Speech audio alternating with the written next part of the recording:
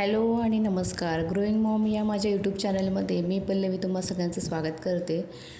रुद्रला आंघोळ घालून झालेली, त्याला झोपी लावलं. त्याच्यानंतर मी माझी आंघोळ उरकली आणि मी माझे आणि रुद्रचे कपडे जे आहेत ते हातानेच धुते आणि मग बाकीचे जे काही कपडे असतील तर ते मी मशीनला लावत असते.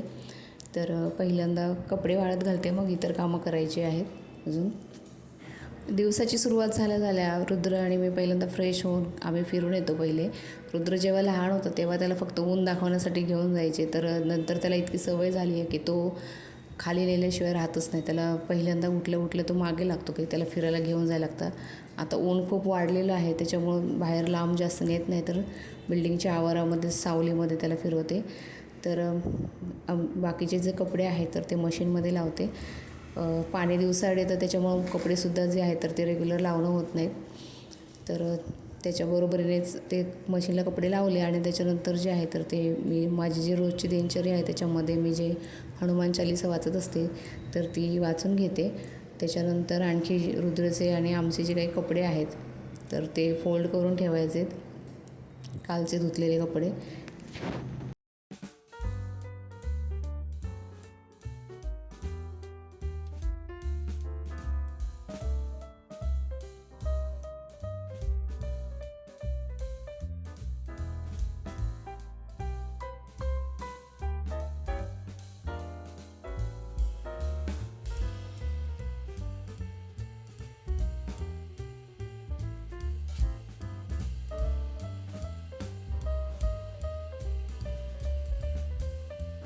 कपड्यांच्या घड्या घालून झाल्या की रुद्राचे कपडे जे आहेत तर ते त्याचे ठेवते. आता गरमी खूप वाढलेली आहे तर त्याच्यासाठी थोडेसे सॉफ्ट असे कपडे जे आहेत तर ते मागवायचे आहेत.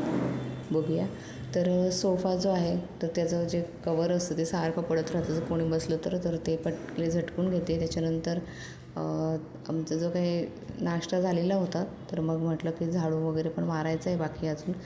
आणि किती पण आपण फर्निचर किंवा काय असेल ते पुसलं तरी पण धूळ जी आहे तर ती रोजच्या रोज येतच असते. आणि लॅपटॉप वगैरे असं काही इक्विपमेंट असेल तर त्याच्यावरती भरपूर धूळ जमा होत असते, तर ते सगळं क्लीन करते. रुद्र झोपलेला आहे तोपर्यंत ह्या गोष्टी ज्या आहेत तर त्या करायला बऱ्या पडतात. नंतर तो मागे मागे फिरत राहतो, खेळणं पण चालू असतं त्याचं एकीकडे, किंवा मध्येच त्याच्या डोक्यात आलं की तो लगेच पाठीमागे यायला लागतो. तर हे सगळं पुसून घेते, प्रिंटर वगैरे त्याच्या आजूबाजूची जागा, आणि त्यानंतर घर झाडून घेते. रुद्र जे आहे तर झाडाला भरपूर फुलं येतात तर ते फुलंसुद्धा खेळायला घेतो, फुलं पानं, आणि मग ते तोडून वगैरे ठेवतो.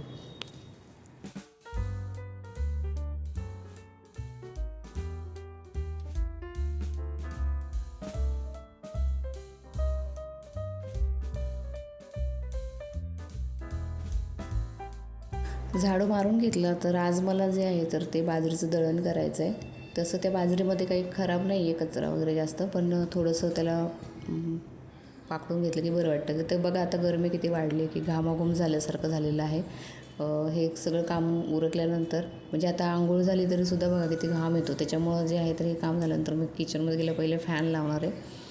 तर बाजरी जी आहे तर ती क्लीन करून घेते. बाजरीमध्ये मी तशी बोरिक पावडर घातलेली होती, त्याचबरोबरीने कडुलिंबाचा पालासुद्धा त्याच्यामध्ये टाकून ठेवलेला आहे की खराब होऊ नये म्हणून. बाजरीचं जास्त दळण करून ठेवता येत नाही, कारण की त्याचं पीठ आहे ना नंतर कडवट होत जातं.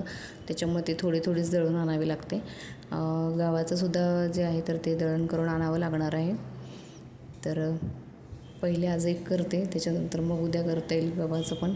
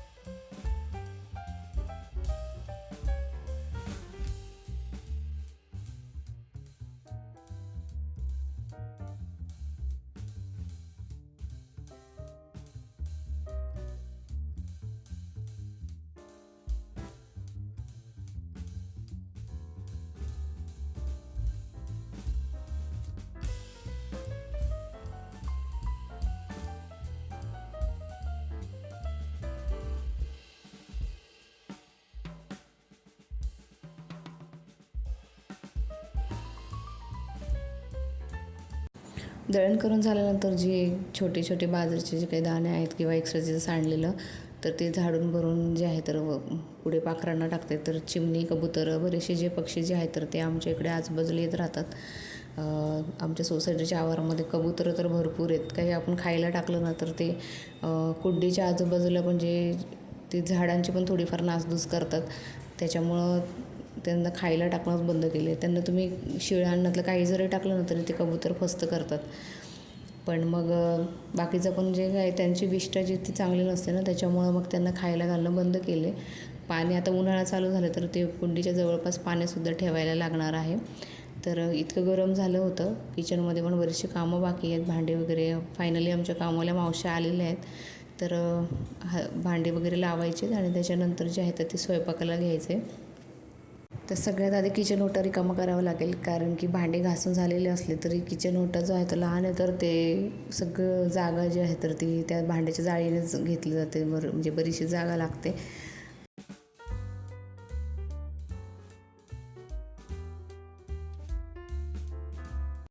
भांडे लावून झाल्यानंतर पहिले कणिक मळून घेते, कारण कणिक थोडीशी रेस्ट केली तर मग नंतर त्याचे चपात्या चांगल्या येतात. आणि आज मी मटकी भिजत घातलेली त्याची भाजी करणार आहे. मटकीला काही मोड आलेले नाही आहेत, पण ती थोडीशीच आत्ता वापरते आणि बाकीची जी आहे ते मोड आणण्यासाठी ठेवते. तर त्याच्यासाठी लसूण जो आहे तर तो ठेचून घेते, कांदा टोमॅटो वगैरे घेणार आहे. आणि शेपूची भाजी जी आहे तर ती आणून बरेच दिवस झालेले आहेत, म्हणजे त्यातली अर्धी वापरली गेली होती आणि काही जी आहे तर ती पिवळी पडली आहेत त्याची पानं, म्हणून त्यातली चांगले चांगले निवडून ती थोडीशी जी आहे तर ती कट करून घेते. ती तव्यावरती थोडीशी परतवून घेता येईल, कारण की फेकून पण देऊसं वाटत नाही आणि उन्हाळ्याच्या दिवसात इतर भाज्यांपेक्षा उलट पालेभाज्या ज्या आहेत तर त्या खायला चांगल्या वाटतात. तर भाजीचीच तयारी वगैरे आधी करून घेते. आणि रुद्रचं जो आहे मी भात लावणार आहे फोडणीला, तर त्याच्यासाठी ते बटाटा आहे आणि गाजर वगैरे ना थोडंसं किसून घेते आणि त्याच्यासोबत जे त्याची खिचडी आहे त्याच्यामध्ये थोडंसं मिक्स करता येईल, म्हणजे थोडीशी हेल्दीनेस त्याचा वाढेल. आणि त्याच्यामध्ये फक्त मी मुगाची डाळ आणि तांदूळ वगैरे घेते आणि हळद मीठ घालते. तिखट त्याच्यात नाही घालत, पण तो जे आपलं बाकीचं जेवण खातो त्याच्यातून त्याचं तिखट म्हणजे बऱ्यापैकी तो तिखट खायला सुरुवात झालेली आहे त्याची. हे तरी किसून घेतलं की म्हणजे नंतर स्मॅश करायची काही गरज नाही पडणार, मग थोडं थोडंच क्वांटिटीमध्ये घेतलं. आणि त्याचं जे आहे तर ते तांदूळ वगैरे वॉश करून ठेवलेत आणि मग तोपर्यंत थोडा वेळ भिजतील, मग ते लवकर शिजतात आणि थोडंसं मऊ शिजलेलं बरं राहतं त्याच्यासाठी. तर पहिल्यांदा भाजी करून घेते. भाजीसाठी पहिले तेल टाकले, त्यानंतर जे आहे तर ते फोडणीसाठी कांदा घालणार आहे आणि जे उरलेलं बटाटं होतं रुद्रला खिचडीला वापरलेलं ते सुद्धा या मटकीमध्ये ॲड करते. कांदा चांगला परतून घेतला, त्याच्यानंतर त्याच्यामध्ये लसूण घातला.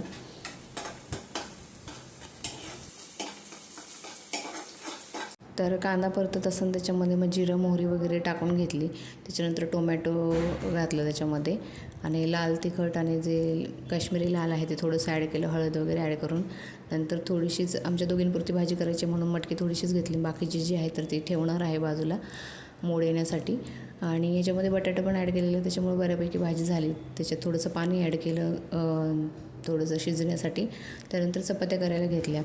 भाजी झाली होती तेव्हाच भाजी टाकून झाली तेव्हाच रुद्र उठला होता, मग तर पहिले त्याला घेतला आणि नंतर मग चपात्या करायला घेतल्या. तर आता रुद्र आजीसोबत खेळतो आहे.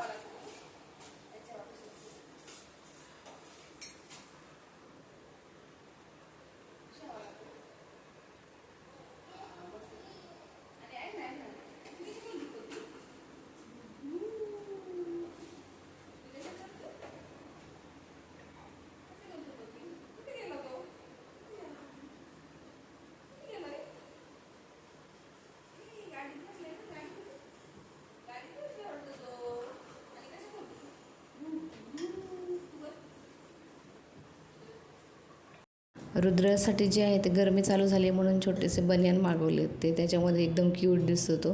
आणि गरमी खूपच आहे आणि आता लहान मुलं जे आहेत ते गरमीमुळे खूप चिडचिड करतात. त्यांना किती फिरायला नेलं किंवा हवेला निघालं तरीसुद्धा जे आहे ते गरमीने त्रासले. पहिला उन्हाळा म्हणतात जास्त त्रासदायकच असतो बाळांसाठी. तर त्याच्यामुळे जितकं त्याच्यासाठी सॉफ्ट कपडे वगैरे वापरता येतील तेवढं सगळं सध्या चालू आहे.